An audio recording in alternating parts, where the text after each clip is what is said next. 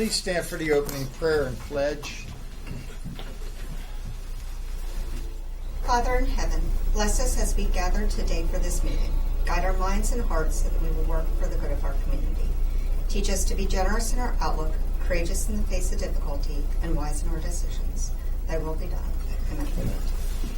I pledge allegiance to the flag of the United States of America and to the republic for which it stands, one nation, under God, indivisible, with liberty and justice for all.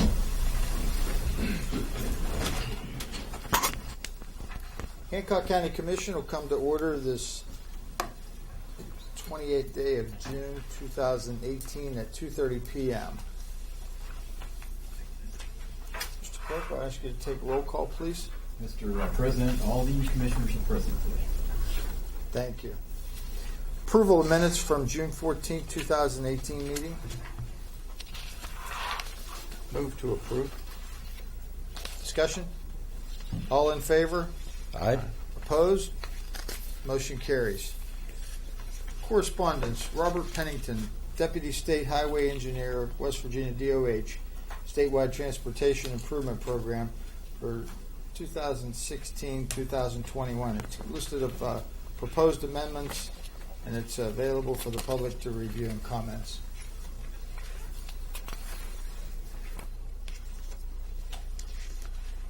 Move to make the correspondence a matter of record. This list is the projects that have taken place throughout the state. They send it to us on a regular basis. So the motion before us is to move and make it a matter of record. All in favor? Aye. Opposed? Motion carries. Next correspondence is from Sean McGuire, National Food and Beverage Director, from Peter Murphy, LLC, requesting sponsorship for the Spartan Race to be held in the county on October 13th and 14th, 2018. Move to approve. Discussion? Yeah, what this is, it's a challenge race. It's going to be held in the vicinity of Mountaineer Park, and it'll bring people from around. And we're not going to compare it to the Boston Marathon, but from when I know my daughter's running in some of these. They're pretty good events, and they're expecting a large turnout. So basically all they're asking us for is an approval to have it.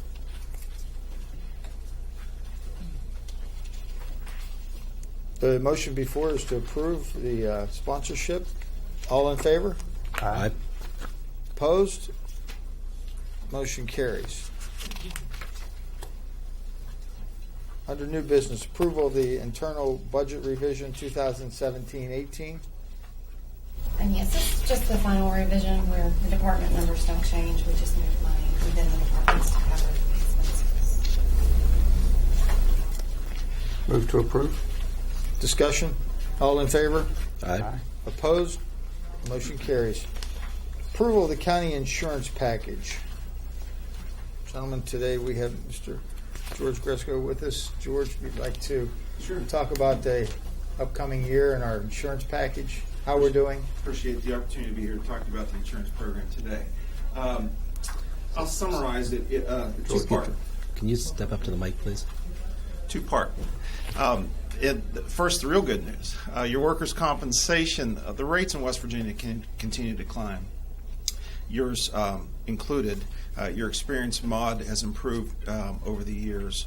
Net result this year is it's approximately $15,000 decrease over the prior year if you factor in audit premiums, some of the increased payrolls. So glad to share that with you. The second part of it's your property and casualty, obviously the liability, professional liability, fleet. We have that with Travelers. We've had it with Travelers for a good number of years. Was reminded last year that Travelers is the longest tenured insurance carrier providing insurance coverages for various public entities in that. There's some other carriers in the state. Some come, some go. So the recommendation is to stay with Travelers. As it relates to your renewal, There's 11% overall rate increase, but that's a little bit misleading. A lot of it's due to exposure. You have, and I'll break this down for you. Your fleet is written on a composite basis, so they ask for a number of vehicles each year ahead of the renewal. We've increased approximately 10. Oh, does that seem right? So during the course of the year, they don't charge you. They audit you. At the end, they don't charge you an endorsed premium for adding to the fleet. So that's up, and that translates. That's up to 74 from 64. It's roughly a 15% jump. That accounts for of the overall premium increase, which is about $28,000. Then that accounts for close to $19,000 of that increase. It's just numbers, basically. You have 6%, as Travelers breaks this down to us, exposure increase. A lot of that's attributable to budget expenses. You've got the taking over the dock facility, obviously, so we have employee count, we have expense count, we have some revenue count that factors into that. Of that, that's, from what I can see, it translates into about a $2,500 portion of the overall increase. Also, your blanket property values, they adjust those each year for inflationary, measures. A 2% jump, it's not much. It's about $1,400, but they keep the values to blanket replacement costs. That's factored in there as well. Really, the only portion of this that could be factored in terms of rate or pure rate would be in your professional liability, specifically the law enforcement liability. There was a large claim that was finally settled, I think last year, and the overall impact, it was a wrongful arrest claim. I don't have the specifics here with me, but it's a wrongful arrest claim that they ended up settling.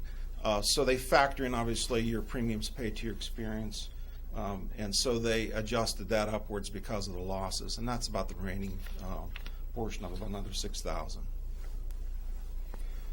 But when the dust settles, we had an increase of about $14,000 for the year. Essentially, if you look at it, it's probably less than that. It's less than 10,000. I mean, if you look at it, again, rate of that rate's about 6,000. The rest of it's exposure increase. Mm-hmm. So your rates essentially are flat. They've taken away some of your experience credit, obviously, in the law enforcement side of it, because they measure that over about a 5-year window. Okay. Questions? We have some cars that were bid, and I think, that might probably be next week. They closed the bids. When we release those cars, does that help that vehicle rate go down? It will. It won't impact you this year. It'll impact you next year. If they're sold ahead of July 1st, which is the renewal date, we could have them adjust the schedule, but if they're not going to be disposed of till after that, again, it's composite rated, so it's based off a number. They'll come in this year, look at your number, weigh versus what it was, charge you. If you have a decrease, then next year you'll see that benefit, with the reduction. It works both ways. Okay. It's only one recommendation we have, and Bob and I have talked about this a little bit. We've seen inherent increase with a lot of our risks, some risks in particular with cyber liability. Currently, that's a gap in your insurance program. That's something we really, with Commissioner approval, would like to explore. I have some literature in his hands. I have some applications in his hands. Travelers has an excellent program for that. We'd suggest that at least explore, the possibility of increasing that. You have exposure to that here, as an organization. So we'd like to pursue that to close that gap in your current program. Well, Mr. Vitus, look into it and get back with us in a few weeks. Sure. Okay. Sure. Okay, good. Appreciate it. Thank you. Thank you, George. Yeah, sure. I'll accept the motion to approve the new insurance package for the upcoming year. Move to approve. Any further discussion? All in favor? Aye. Opposed? Motion carries. Approval of contract with Youth Service Systems Summer Youth Work Experience Program for 2018. Yeah, I'll move to approve. Discussion? Yeah, what this is, out of the Northern Panhandle Workforce Development Board, they provide youth with a chance to get some work experience. So they take care of all the costs. We take care of the supervision. So we requested 2 to help us do some general labor around the courthouse. So hopefully they'll have enough youth to fulfill the obligation. I think there'll be like 11 different kids working in Hancock County. Only 2 would be working under us. So that's what this is. Any further discussion? All in favor? Aye. Aye. Opposed? Motion carries. Approval of contract with Pitney Bowes for leasing of courthouse postage machine. It's a 3-year lease, gentlemen. Move to approve. Discussion? All in favor? Aye. Opposed? Motion carries. Approval to re-advertise for a technical advisory committee representing the BHJ, or a representative to the BHJ Planning Commission on the county website. Move to approve. Discussion? All in favor? Aye. Opposed? Motion carries. Approval to reappoint Kathy White and Carol Rosenlieb to the Northern Panhandle Home Consortium Council. Move to approve. Discussion? All in favor? Opposed? Aye. All in favor? Aye. Opposed? Motion carries. Approval to advertise for 1 opening on the Northern Panhandle Home Consortium Council on the county website. Move to approve. Discussions? All in favor? Opposed? Aye. I mean, I'm in favor. Okay. Motion's approved. Approval to reappoint Robert Applegate to the Hancock County Solid Waste Authority Board. Move to approve. Gentlemen, number 8 and number 9, they're both to reappoint board members. We did not advertise for these positions, and to make it fair to all, I'll ask if you can rescind your motion and have a motion to approve to advertise for these positions. And if there's no objection. No, I can rescind my motion to approve. Motion to rescind is approved. Going to number 8, accept the motion to advertise for the position of the Hancock County Solid Waste Authority. Currently, Mr. Applegate's on there, but a protocol is that we do advertise for each position when a vacancy or even a reappointment is due. I'll accept the motion to do so. I move. Further discussion? All in favor? Aye. Aye. Opposed? Motion carries. Number 9, I'll accept the motion that we advertise for the Hancock County PSD position.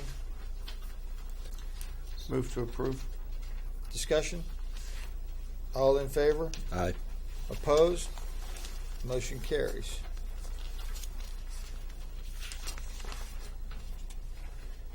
Dog Warden Report. Approval of May 2018 Animal Shelter Report and the May 2018 Animal Shelter Expenditures.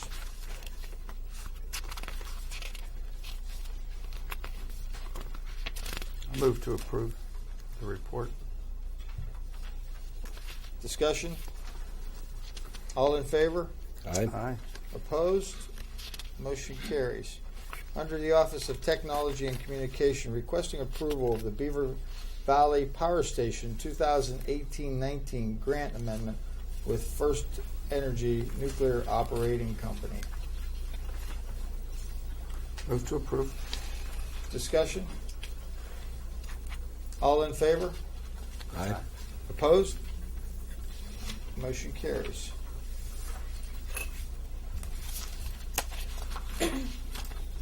Approval of the exoneration orders. We have 20 of them before us today, gentlemen. Move to approve. Discussion?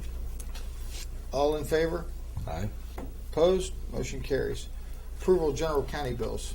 Yes, sir. The first item for approval is a transaction number 143093. It's in the amount of $62.89.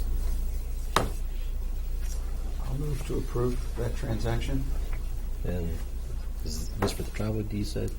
Yes, Okay, sir. so I abstain from that because that is my travel expense. For $62.89. The motion is to approve. All in favor? Aye. Opposed? Motion carries. Okay, and the rest of the general county bills are $98,094.33, and the P card payment was $95,335.68. Move to approve. Discussion? All in favor? Aye. Opposed? Motion carries. Approval of the animal shelter levy fund bills and requisitions. They're okay to pay. Move to approve. Discussion? All in favor? Aye. Opposed?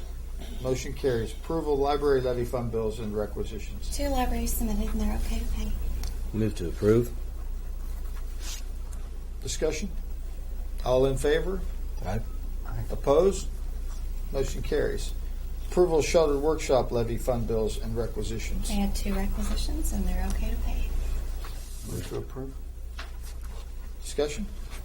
All in favor? Aye. Opposed? Motion carries. I want to back up.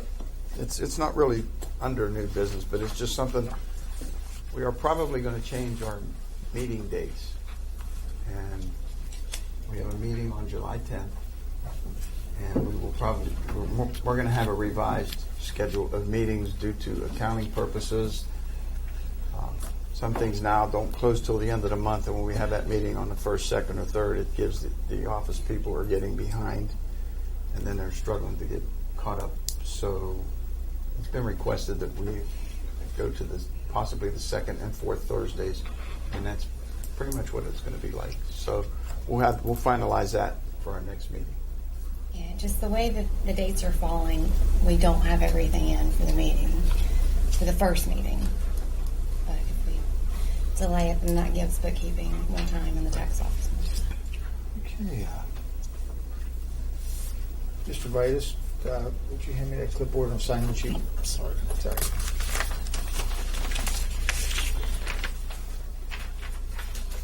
Okay.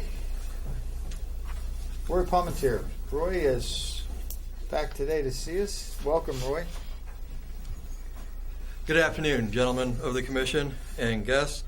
I would just like to again thank you for the support of the Hancock County Commission for Hancock Oxcom team's foray into field day. A little bit of background about Hancock Oxcom team. We're a brand new club formed only 4 months ago. Granted, we have been working with the county as the Amateur Radio Emergency Services Group for some time, but we've actually formed as a club back in February. With that being said, this was our first chance to take action on and participate in Field Day. Field Day's been going on since the 1930s.